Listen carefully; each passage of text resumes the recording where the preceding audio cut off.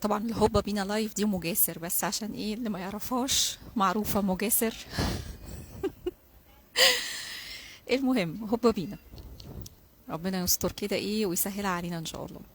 طيب انا طالعة اللايف المرة دي عشان انا جالي كومنتس كتير جدا على موضوع انه العصبية وبتنرفز وبتعصب، واللي يقول لك انا في الشغل ما بقدرش امسك نفسي والجو ده. طبعا انا مقدرة جدا جدا جدا جدا اللي انتوا بتقولوه على فكرة، وكل اللي انتوا معلش عفوا بس بعلي صوت شوية. انا طبعا مقدرة جدا اللي انتوا فيه واللي انتوا بتعانوا منه، لانه صاحبتكم كانت في يوم من الايام زي ما قلت قبل كده on fire. طول عمري على فكرة، يعني من وانا شابة وانا بتعصب جامد جدا، والعصبية دي حاجة اساسية في حياتي.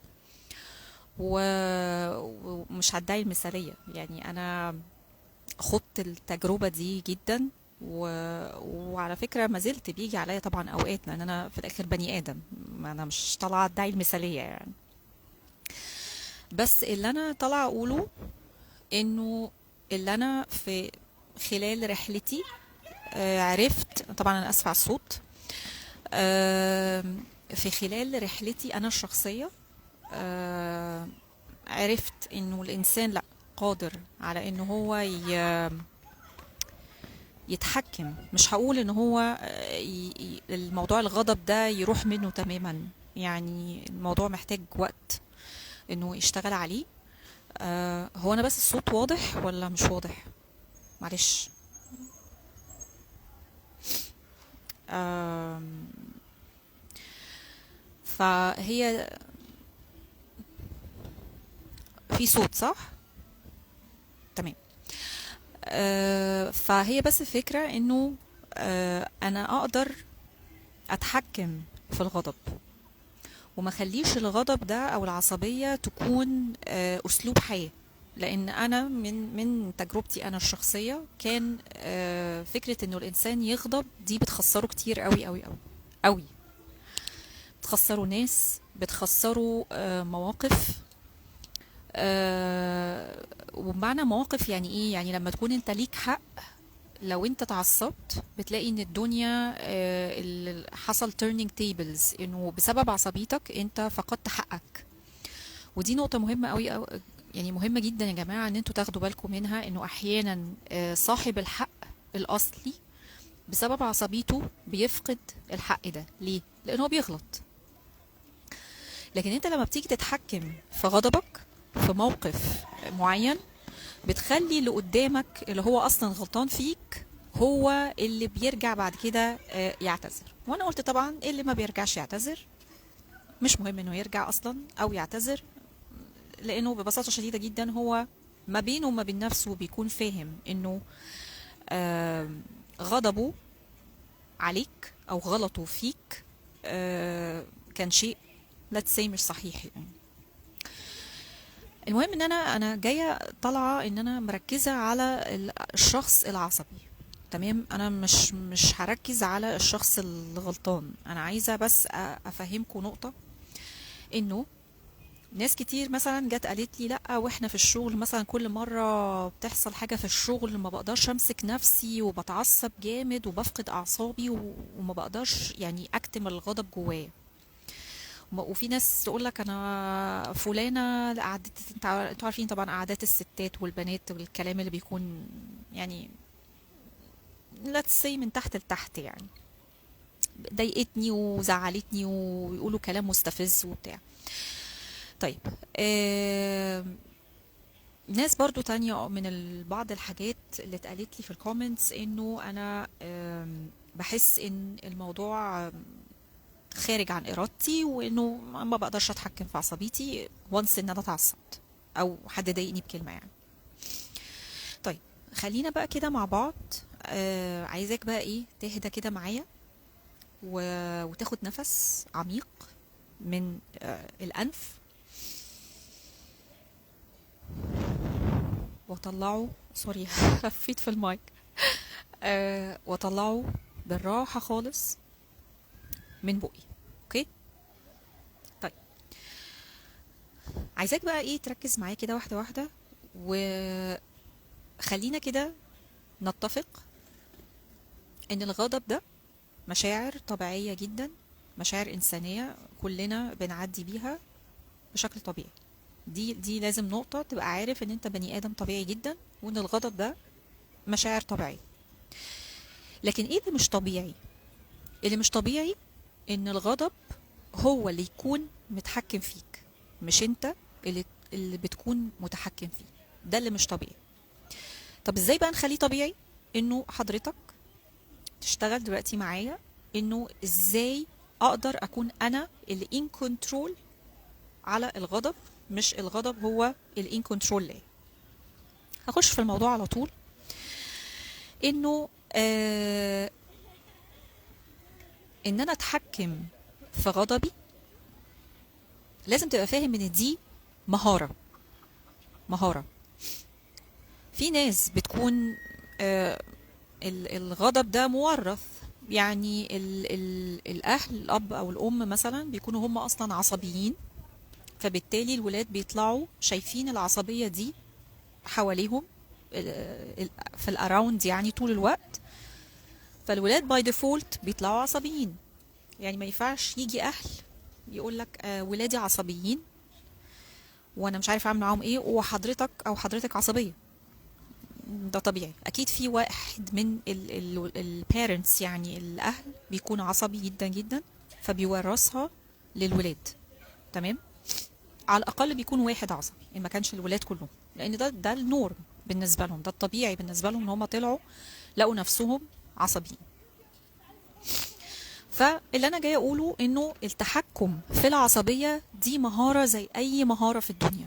بمعنى ايه؟ بمعنى انه انا لو واحد نازل اتعلم let's say سباحه، هل من الطبيعي انه السباحه دي انا هتعلمها من يوم وليله؟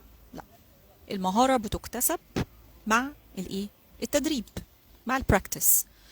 فانا علشان ابقى عندي المهاره دي لازم اعمل لها براكتس طول الوقت. طب اعمل البراكتس ده استنى لما اكون في الموقف؟ اكيد لا.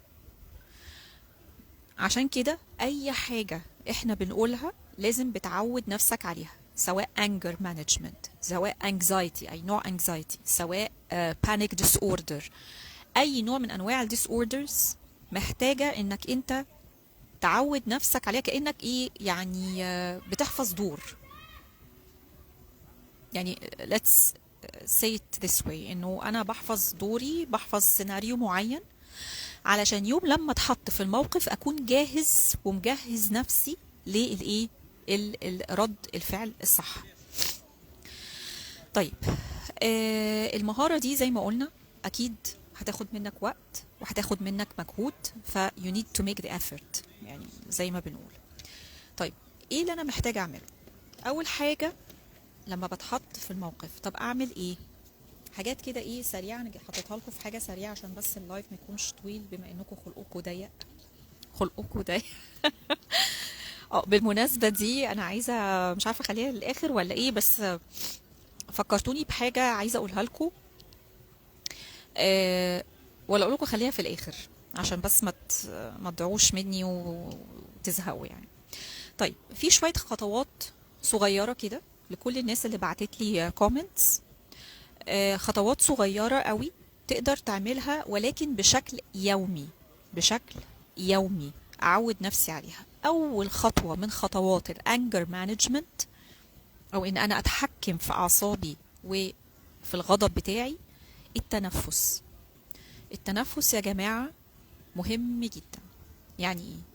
يعني أنا طبعا أنت لما بتتحط في موقف أنت هتكون اوريدي متعود من قبليها إنه أنا هعود نفسي على ان انا ازاي اتنفس صح. باخد نفس عميق من مناخيري وبطلعه بالراحة خالص من بقي، اي عدد مرات انت حابه.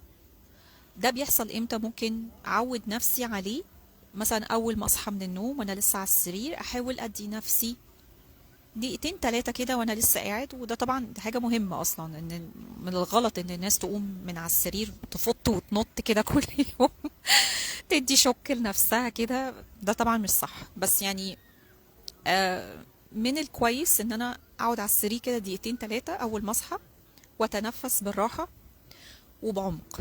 تمام. ده بيعودني على ايه؟ بيعودني على اني اعرف اتحكم في التنفس، ابقى عندي التحكم في التنفس بتاعي. فلما اتحط في الموقف، يعني انا نازل الشغل مثلا، طبيعي ان انا هقابل حاجات كتيرة في الشغل هتضايقني. فبعمل ايه؟ انا اوريدي معود نفسي على موضوع التنفس. طب وانا في الطريق، مش لازم اوصل لغاية الشغل، وانا في الطريق في العربية انا ممكن برضو اقعد احاول اتنفس. ودايما على فكرة يا جماعة انا بقول للكلاينتس بتوعي النقطة دي، انه انا شخصيا لما بدأت آم، اعود نفسي ان انا اوقف غضب، اول حاجة الناس بتغضب فيها دايما هي العربية. وانا سايق، وانا سايق دايما تلاقي الناس بتطلع عن شعورها بشكل غريب. وده طبعا مش لان حضرتك كسرت عليه ولا هو كسر عليك ولا قاعد يزمر لك ولا الكلام ده خالص. هو الموضوع اصلا ان حضرتك غضبان من حاجة اساسا accumulated. يعني حاجات accumulated دي اللي هي يعني حاجات اوريدي حاصلة في حياتك، فانت بتطلع الغضب في اي حاجة واي حد. وده طبعا مش حاجة صح اصلا. فمحدش بيشيل الباجج بتاعت حد تاني، يعني كل واحد يشيل his own baggage. ف فاللي انا بقوله انه انا شخصيا ابتديت من موضوع السواقة. يعني حد كسر عليا، ما ببصش في حتة غير في طريقي. كسرت على حد بالغلط، شتمني، ضايقني، زعقلي، زعقتلي، عملت ايا كان، حاولت تجري ورايا بالعربية، انا بصة قدامي ولا ببص يمين ولا ببص شمال. وعموما الشتيمة ما بتلزقش يا جماعة، عادي. مش مشكلة، بنعديها يعني. فطول ما انا ماشي بعود نفسي انه انا عمال بظبط التنفس، بظبط بالتنفس. التنفس العميق الكتير لما بعمله كتير وعود نفسي عليه كتير، صدقني قدام هتفرق معاك جدا. يعني وانس على ما توصل الشغل هتكون انت ايه، تمام وهادي ومفيش مشكلة. ليه؟ لان انت اوريدي لما حد هيضايقك بكلمة انت هتتنفس كده ايه وتهدى، لانك خلاص عودت نفسك على موضوع التنفس. طيب، تاني حاجة، تاني خطوة ممكن تعملها هو الانسحاب المؤقت. to withdraw. withdraw بقى من المكان، تنسحب من المكان، طبعا خير وبركة. يعني ممكن تستأذن، ممكن تقوم تمشي شوية وترجع، ممكن زي ما الرسول عليه الصلاة والسلام قال لنا، يعني لو قاعد قوم وقف، لو واقف اقعد، ايا كان. او طبعا في حاجات تانية، انك تروح تتوضى او حاجات كتيرة يعني. ولكن اهم حاجة ان انت تستأذن او تنسحب من الارجيومنت شوية. ده بنعمله ازاي بقى؟ ده ان انا بعود نفسي بطريقة بشكل استباقي. قبل ما بتحط في الموقف بعمل ايه؟ بقعد اقول لنفسي جملة معينة، ايا كانت الجملة اللي حضرتك هتختارها. انه مثلا زي الاجانب ما بيقولوا مثلا I need a moment. هما بيقولوا كده I need a minute, I need a moment. انا محتاج لحظة. اللحظة بقى دي حضرتك بتعمل فيها اي حاجة، المهم تروح بتفكيرك في حتة تانية، تفكر في الموقف اللي حصل لك دلوقتي، تفكر هو محتاج مني انه ارد ولا اهدى كده وارد بعدين، ممكن ارد بعدين بشكل او باخر. المهم انه الانسحاب المؤقت ده من الاخر يعني بيديك الفرصة ان انت تفكر ولو قليلا. طب لو الموقف انا ما اقدرش اقوم او ما اقدرش اقوم امشي او ما اقدرش اتحرك من مكاني، حضرتك هتعمل ايه؟ حضرتك ببساطة شديدة جدا ساعتها تفسح تفكيرك، تخلي تفكيرك يفسحك في حتة تانية. بمعنى ايه؟ بمعنى انه في اللحظة اللي انا موجود فيها دي احاول على قد ما اقدر ان انا او اصرف تفكيري في مكان تاني. زي مثلا حضرتك، هو انا هروح اطبخ ايه النهارده؟ ده بجد. حضرتك هو انا عندي مواعيد النهارده ايه، هو انا هخرج مع اصحابي فين النهارده، والله انا ممكن اقول لهم انا ممكن اتغدى النهارده من المكان الفلاني. يعني اصرف تفكيرك في حتة تانية بحيث ان انت ما تردش اصلا في الموقف وانت غضبان. تمام. طيب، تالت حاجة ايه، انه آه ثانية واحدة عشان انا كاتبهم لكم. اه change your perspective، اغير طريقة تفكيري في الموقف. بمعنى ايه؟ بمعنى انه انا لما اكون في الموقف اللي ضايقني، غير منظورك للموقف. يعني ادي نفسك فرصة، ما هو انت اوريدي خلاص انت عودت نفسك على ان انت بتاخد نفس، ففي وسط النفس اللي انت بتاخده ده شغل مخك شوية، او لو قمت مشيت اللي هو عملت الانسحاب المؤقت، فكر بقى شوية بحكمة. هو انا لما هرد الرد بتاعي ده هيفرق؟ طب هو انا سوري يا جماعة معلش. طيب هو انا لما هرد ايه البنفيتس اللي هتعود عليا من الرد؟ طيب هضايقه زي ما ضايقني؟ طب وبعدين هل انا كده، ما هو انت سهل، ما هو حضرتك شخص عصبي، يبقى انا لما هرد على الشخص اللي قدامي، هل انا كده ساعدت نفسي في ان انا اتحكم في الغضب؟ اكيد لا، انا ساعدته هو ان هو يبقى مبسوط انه عارف يستفزني. خدوا بالكم يا جماعه، انا عايزه اقول لكم على حاجه برضو من ضمن الحاجات اللي لسه كان حد قايلها لي برضو من قريب من الكومنتس، انه لا ما كانتش كومنت، كان حد فيس تو فيس بيقول لي انا الناس اللي معايا عرفوا نقاط ضعفي وعرفوا ازاي يستفزوني. وده حقيقي. يعني انت لو في شغل بقالك فترة كبيرة، الناس خلاص عرفت انت ايه اللي بيستفزك، فبقوا يشتغلوا على النقطة دي. طبعا احنا مش هنخش في نوايا البشر، كل واحد بقى ونواياه، بس احنا عارفين ان الشر موجود، being mean موجود، والناس بتطلع الجزء الأسود ده على غيرها.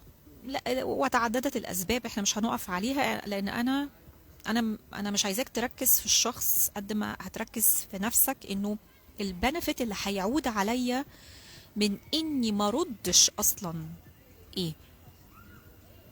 إن أنا عرفت إن أنا أتحكم في غضبي، وده اللي أنا I'm aiming at أساسا، هو ده اللي أنا محتاجه.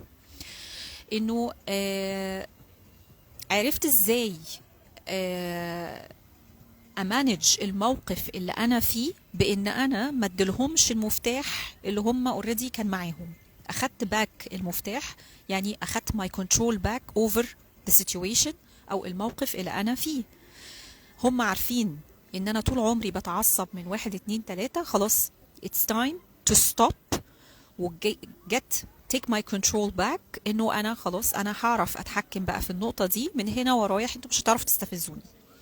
الموضوع في الاول على فكرة هو مش هيوصل لهم، هيفتكروا ان انت you're faking it، ولكن مع الوقت مع التعود هيكتشفوا ان انت لا، انت دلوقتي قادر على ان انت بجد الموضوع ده ما يستفزكش anymore. وبالعكس هي التيبل هتترن، لان هم اللي هيبداوا دلوقتي يستفزوا من هدوءك. فطبعا ده gaining رهيب في المعركة اللي هي في الحياة دي.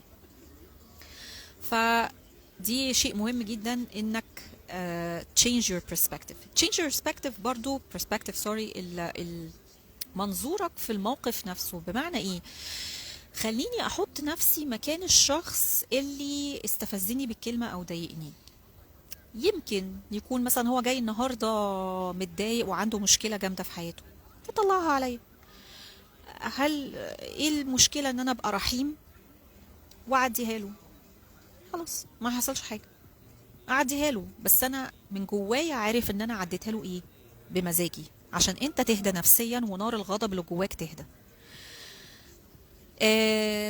اغير المنظور بتاعي للموقف من خلال ان انا مثلا اقول ايه، والله انا حاسس انه الشخص ده ما يستاهلش انه يطلعني عن طوعي، زي ما طوري ولا طوعي معرفش بيسموها ايه، يطلعني عن شعوري ويخليني اتعصب. فانا لما اتعصب هبوظ يومي كله، لان انا الشخص اللي بيبقى غضبان بيفضل الغضب النار قايده، النار قايده جواك، تاخد وقت طويل على ما بتهدى، واحيانا ما بتهداش على فكره. يعني هو الغضب عمره ما كان حل، بالعكس انا لما بعود نفسي على ان انا ما اغضبش بسرعه، صدقوني بتتنقل نقلة تانية خالص، وعن تجربة في الحقيقة.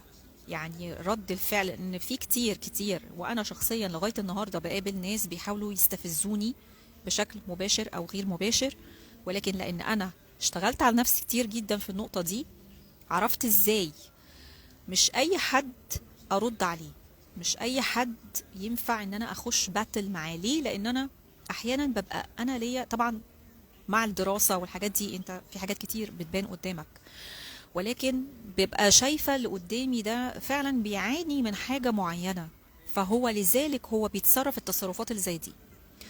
فأنا كشخص، أنا ككوتش أو بني آدم خلاص اتعود على ده، فببقى عارفة الشخص ده هل يترد عليه، ولا أنا علشان شفت حاجة معينة فيه وفي أخلاقه عرفت إنه الشخص ده بجد مش محتاجة ارد عليه، لان انا اوريدي عارفة هو جاي من باك جراوند ايه اصلا. مش باك جراوند بمعنى حاجة، انا اقصد انه هو عنده حالة نفسية بجد، عنده حاجة جواه، فللأسف الشديد بتطلع بشكل سلبي، بيطلعها في استفزاز، بيطلعها انه يحاول يقلل من قيمتك بأي شكل من الاشكال، يحاول يستخف بشيء انت بتعمله ايا كان. فلو انا جراوندد وانا متحكم، هبقى انا فعلا اللي متحكم، هو يبدو هو بطريقته ان هو المتحكم، لكن مع الوقت باي ديفولت هيفهم ان انت اللي كنت ان كنترول من الاول، مش هو. وتأكد ان ده بالنسبة لك ده انتصار في حد ذاته، عشان بس للناس اللي هي بتبقى انا بقابل ناس بجد تبقى غضب غضب، وانه انا ما اقدرش اقعد من غير ما ارد، ما اقدرش يتحرق دمي واللي قدامي لا، اشمعنى هو يحرق لي دمي وانا لا. يعني عارف بيبقى فيه المنتاليتي دي كتير، واكيد انتوا بتسمعوها يعني. أه حاجه بقى، من الحاجات برضو اللي بتتقال لي الكومنتس، انه طب حضرتك بتقولي انه عنده حاله نفسيه، يعني انا المفروض بقى اتحمل ان هو عنده يطلع عقده على نفسيه عليا انا، ولا مالي؟ ما هو حضرتك او حضرتك لو انتوا بصيتوا للموقف او البرسبكتيف غيرتوه وبصيتوا من زاوية ان الشخص ده عنده حالة نفسية، وان انا بساعد نفسي لنفسي، هو حضرتك مش بتساعده هو في حالته النفسية، انت دلوقتي في موقف انك بتساعد نفسك. انت عايز دلوقتي عندك مشكلة الغضب، اذا انا لو انا حطيت مخي على انه انا لو وقفت غضبي في اللحظة دي مع الشخص ده، اذا انا بساعد نفسي شخصيا، انا ماليش دعوه بيه، هو بعقده النفسيه بسلطاته ببابا غنوجه هو حر في نفسه، لكن انا بساعد نفسي انا شخصيا. هي دي النقطه. رابع حاجه بقى، رابع حاجه انه لو قفلت قوي معايا انه انا لازم ارد، في بقى حاجات كتير يا جماعه شيك ودبلوماسيه شديده جدا، وعلى فكرة هتحرج اللي قدامك جامد جدا، وممكن توقفه غير قادر على انه يرد عليك اصلا. حاجة من الحاجات دي ان انا ايه مثلا، افكر الاول كده طبعا قبل ما ارد، افكر كده شوية ايه الرد اللي المفروض ارده في الموقف ده، دقيقتين كده ماشي، عشان ما يكونش ردي فيه حاجة غلط او فيه تجريح او فيه اهانة، عشان ما ردش بنفس ردوده، لان انا لو رديت بنفس ردوده اذا يبقى انا ما اكتسبتش حاجة ولا حاولت عرفت اغير من نفسي حاجة اصلا. طب اعمل ايه؟ ادي لنفسي دقيقتين زي ما قلنا واتنفس وافهم الريسبونس بتاعي او اللي انا هقوله ده هينفع للشخص ده او هيكون فيه اهانة ليه ولا لا. ابتعد بقى عن اي ردود فيها اهانة فيها تجريح او فيها غلط، علشان توصلوا لنقطة انه انا شخص محترم وشيك واعرف ارد عليك، ولكن في نفس الوقت مش بغلط ومش هغضب. طب اعمل ايه؟ في بعض الريسبونسز الذكية قوي اللي هي ايه بقى، يقول لك مثلا لما حد يقول لك حاجة، عبر عن نفسك بطريقة لطيفة. ان انا اقول له مثلا ايه، هو انا ما فهمتكش قوي او ما فهمتكيش، هو انتي تقصدي انه تهينيني بشكل او باخر؟ على فكرة دي بقى بتعمل ايه؟ بتعمل شوك. دي بتعمل شوك للي قدامك حتى لو ما بينلكش ده. على فكرة ليه؟ لانه الناس عموما دلوقتي ما شاء الله ما شاء الله، هو كله هتديني ضربة هديك ضربتين، هتديني قلم هديك 10. الناس كلها بقت خلاص اوت اوف كنترول، وكله بيضرب في بعضه وكله مش طايق بعضه. فاللي حضرتك هتعمله ايه؟ ان انت بشياكة وبأدب وبأخلاق، لاني بساعد نفسي. افتكر دايما ان انت بتساعد نفسك، بتساعد نفسك انك تكنترول يور انجر. تمام؟ otherwise هتبقى it's useless. فانا بعمل ايه؟ بقول للشخص ده انه من فضلك، هو انا معلش بس ما فهمتش. الصوت كده اوكي؟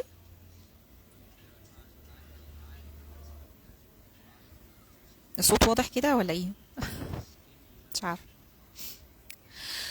آه فانا اللي بقوله له انه معلش، هو انا بس عايزه، حتى لو ناس صحابك قاعدين على فكره، يعني انت ممكن تعمل لهم شوك، سواء اللي غلط سواء كمان اللي قاعدين، عشان بس ايه، يتعظوا بعد كده ما يتحطوش في نفس الموقف.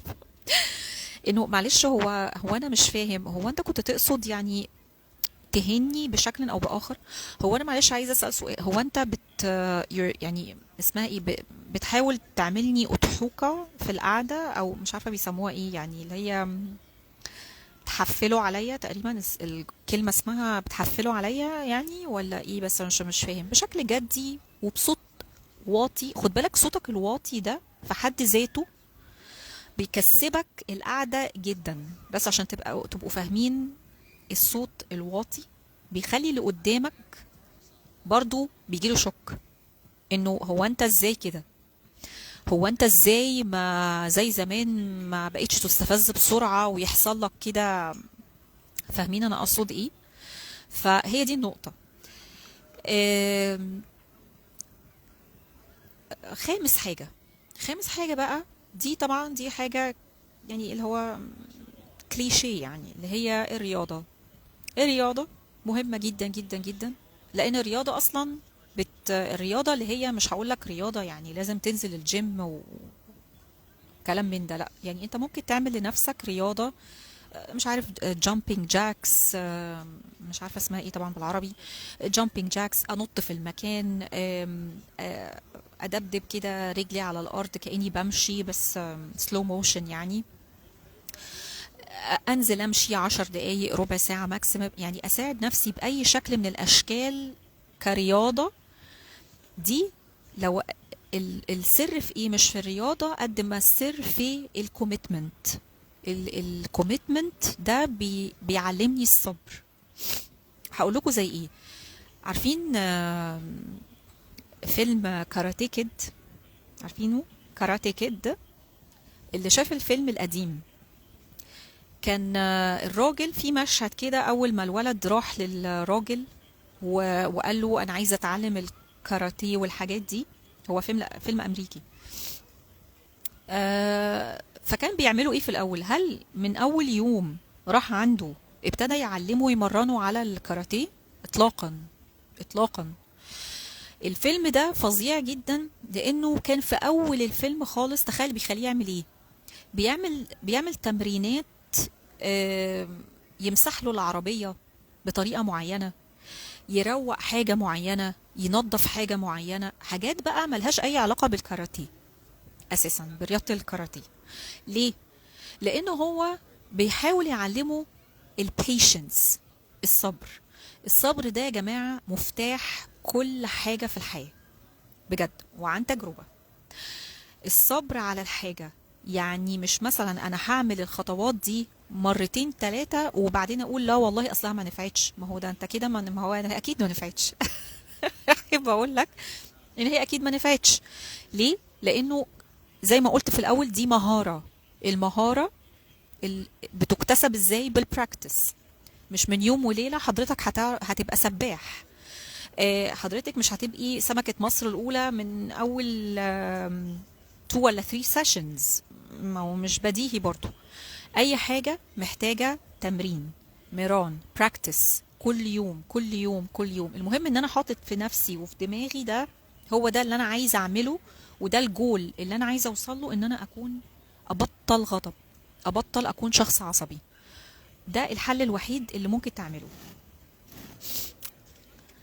آه طيب، حد هيجي يقول لي طيب وانا هستفيد ايه؟ انا ببقى منفوخ ومتضايق وغضبان، ويعني افضل شايل في نفسي وبنكت في نفسي وباكل في نفسي. ما انا لو ما عملتش كده هغضب، هبقى بنهار من جوايا. لا حضرتك، هو حضرتك مش هتنهار ولا حاجة، او حضرتك مش هتنهاري ولا حاجة، لانه احنا كل حاجة بنقولها بتبقى بيبي ستيبس، فقط بيبي ستيبس. طب هعمل ايه؟ افكر نفسي بالبنفيتس، البنفيتس اللي انا طبعا انا مش بقول لكم كده يا جماعه عشان هتوصلوا ان انتوا تبقوا نم. انا ما بطالبش ان انت تكون شخص عندك لا مبالاه. تفرق، لا، اكيد مش هتكون شخص عندك لا مبالاه، ولكن انا بقول لك انك ما تديش الموقف اكبر من حجمه. انت لما المايند سيت بتاعك هيتغير وهتظبطه على فكرة انه الشخص اللي قدامي ده يستحق اصلا ان انا اغضب، ولا هو فعلا مثلا بيعاني من حاجة معينة فانا خلاص معلش يعني اعديها له وخلاص. طب هعمل ايه؟ انا اسفة جدا عشان ال يعني ما علينا. النف بتاع كل لايف ده معلش. أم، فكل شوية افكر نفسي لما المايند سيت بتاعي يظبط على ان اي حد يعمل حاجة، أنا بتعامل مع حد معين وأنا خلاص عرفت عنه إن هو الشخص ده مش عنده مشكلة نفسية، مشكلة عصبية أيا كانت، إذا الجدال معاه مش هيغير منه هو حاجة. لكن أنا في إيدي أنا أغير my reaction towards اللي هو بيعمله أو اللي عنده هو. فاهم إزاي؟ فطيب يعني ايه البنفيتس اللي انا I will benefit من وراء ان انا ابقى in control للغضب بتاعي؟ اكيد طبعا راحة نفسية رهيبة انت لن تتخيلها، انا بقولها لك. يعني انا شخص كنت زي ما بقول لكم، كنت شخص عصبي جدا جدا جدا، وكل الناس كانت اللي تعرفني كانت تشهد على ذلك يعني. ولكن مع التمرين ومع البراكتس وصلت لنقطة الراحة النفسية. بقيت choosing my battles. مين يستحق ان انا اتعصب او ان انا يكون لي رد فعل عنيف، ومين اللي لا يستحق. واللي لا يستحقوا كتير، مش انهم لا يستحقوا بشكل سلبي، انا اقصد انهم لا يستحقوا لانه هم اصلا اوريدي يا جماعة عندهم حالة نفسية، بيعانوا من شيء معين، a certain mental issue. كل ده انت لما هتغضب انت مش هتنول حاجة اصلا، مش هتستفيد منه بشيء اطلاقا. مش هتستفيد ومش هيوصلك رد فعل اللي انت عايزه، بل بالعكس ده ممكن يبقى رد فعله اعنف واعنف. هل بقى هنقعد نعنف في بعض رايح جاي؟ اكيد لا. وفي الاخر انت مش هتوصل برضو ان انت صلحت من نفسك. فانا دلوقتي الجول بتاعي ان انا عايز اصلح نفسي. انا بتعامل مع الشخص الفلاني، ها ما يستحقش لكن انا لازم اتعامل مع الشخص الفلاني انا مش شايفه كشخص، لكن انا شايف هدفي من الحوار ده كله ان انا عايز ابطل غضب، عايز اعود نفسي ان انا ما بقاش انسان عصبي، وهكذا. النقطة التانية هي ان طبعا علاقاتك هتبقى افضل، هتلاقي اختلاف كبير قوي في علاقاتك مع اللي حواليك. يعني هتلاقي الناس ابتدت تقرب لك اكتر بشكل غريب، لان انت بقيت اهدى، بقيت شخص هادي. فهدوءك ده هو بيديلهم اشارة ان انت شخص بتحتوي اللي حواليك. في نوع من انواع الاحتواء. انت ممكن ما تبقاش بتحتوي الشخص اللي قدامك ولا حاجه، هو مش فاهم ان انت اصلا انت مش فارق معاك هو، بس انت بتشتغل على ده لان انت عايز تكون انسان هادي.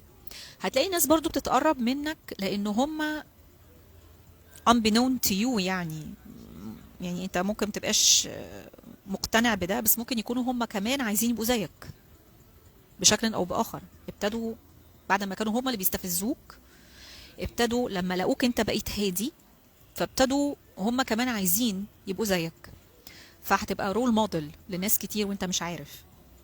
فاكيد اكيد علاقاتك هتكون افضل. اخر حاجة بقى، تالت بنفيت او تالت ميزة انك تبطل غضبك هي ايه؟ قرارات يا جماعة، قراراتك. الانسان الهادي نفسيا واللي بيبطل عصبية بيبقى شخص سيد قراره وبيعرف ياخد قرارات صحيحة.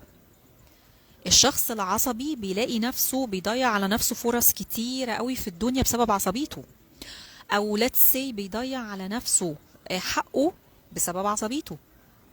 فالشخص العصبي usually بيكون قراراته نابعة من غضب، فبيبقى قرارات لحظية، فبالتالي he loses، يعني مفيش it's a lose-lose situation.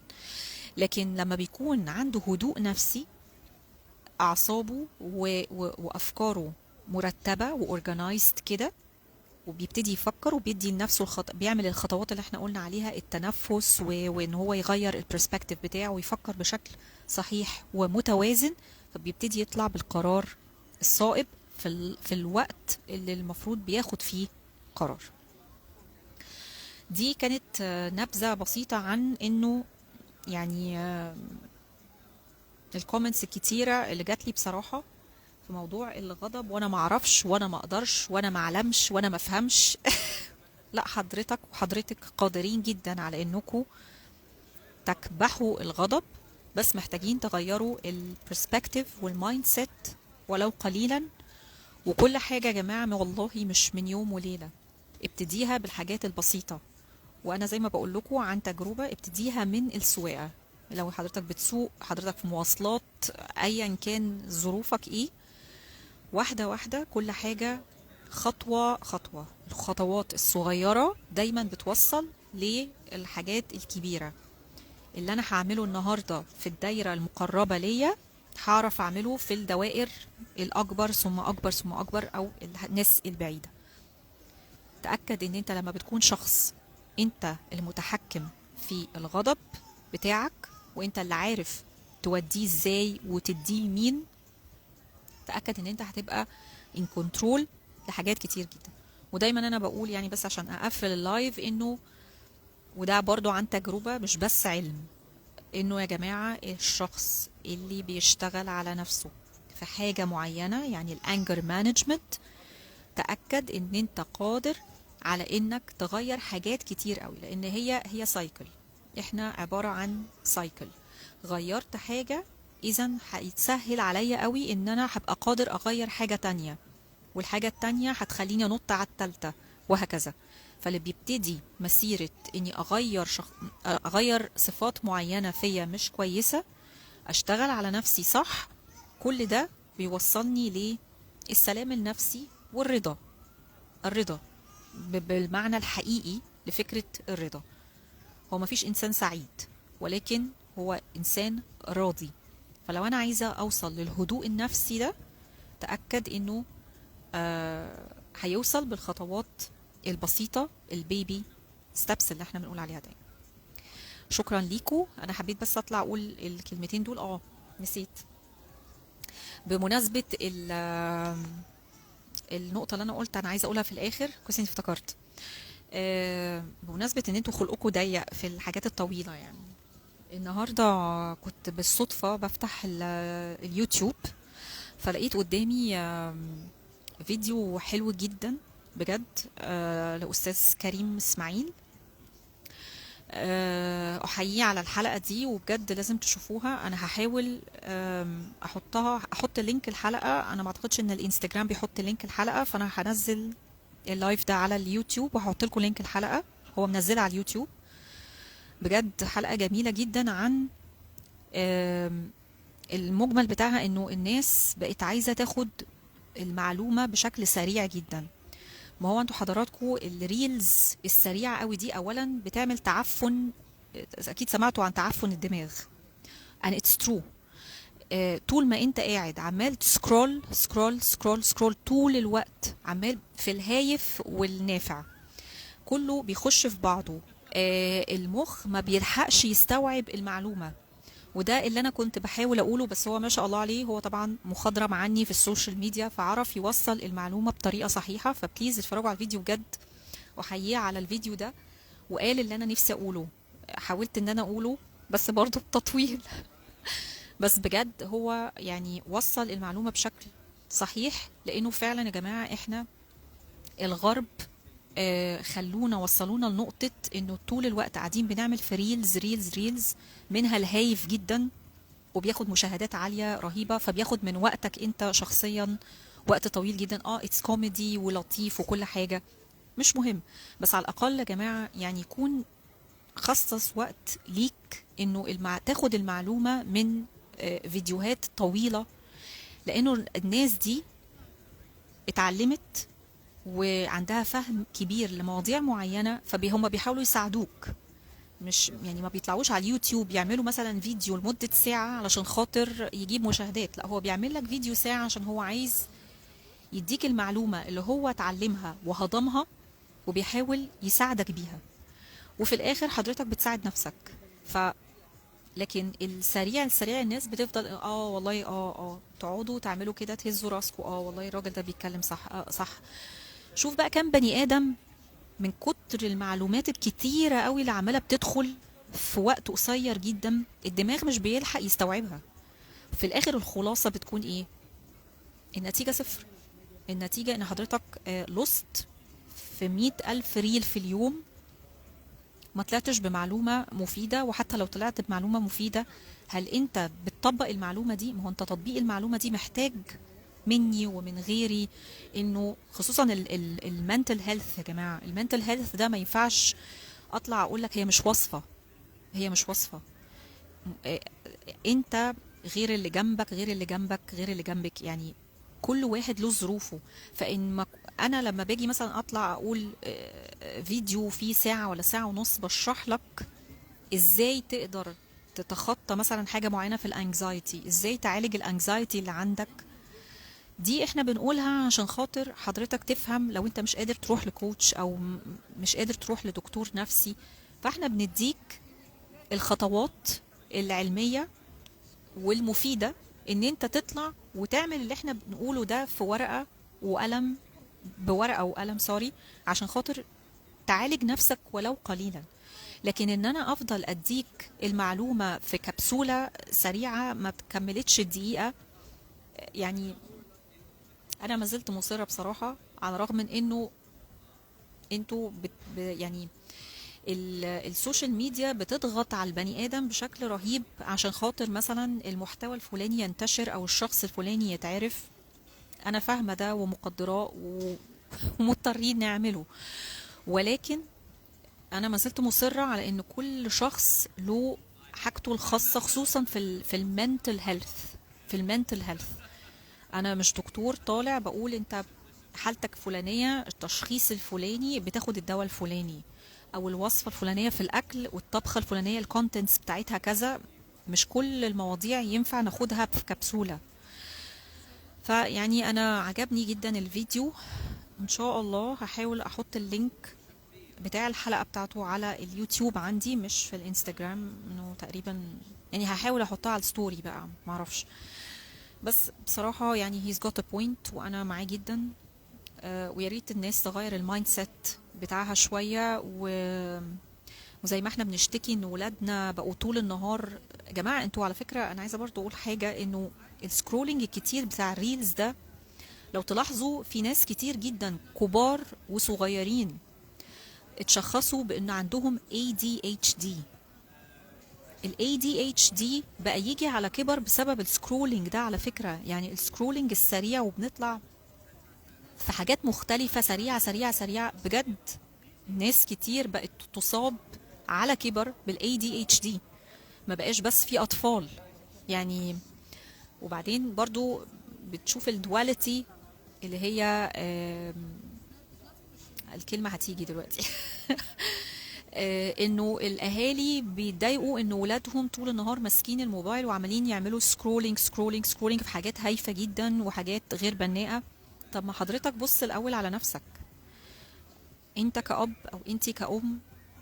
نبتدي من نفسنا احنا الاول يا جماعة، علشان بعد كده نبقى نخش على الناس التانية ونقول على ولادنا ونقول اصل هما بيعملوا سكرولينج. طب ما هو هما جالهم تعفن دماغ بدري، وحضرتك او حضرتك جالك تعفن في الدماغ على كبر، والاتنين نو كومنت يعني. ف الصراحة الغرب استطاعوا ان هم نجحوا في ان هم يخلونا فعلا المخ مش بيحصل له هبوط مع الأسف. يعني انا اي هوب انه الناس ترجع تاني يبقى عندها هدوء اعصاب شوية. مش نفضل انا بقعد جنب ناس والله يلا ها اخلص هتقول ايه انجز. عايزين، مفيش حد عنده صبر، مفيش حد بقى عنده صبر يسمع لحد. ولذلك الناس اللي بيبقى عندها موهبة الاستماع دي بقت عملة نادرة. انا مش فاهمة ده ايه يعني. بقوا يستلقطون كده ويقفشوا فيهم عشان انت بس مستمع، انت بتعرف تسمعني. لكن ما تنتظرش ان الشخص بقى ده ذات نفسه يسمع لك، لا هو عايز حد يفضل بيسمع له. ما بقاش فيه كونسبت البيشنس ده مش موجود.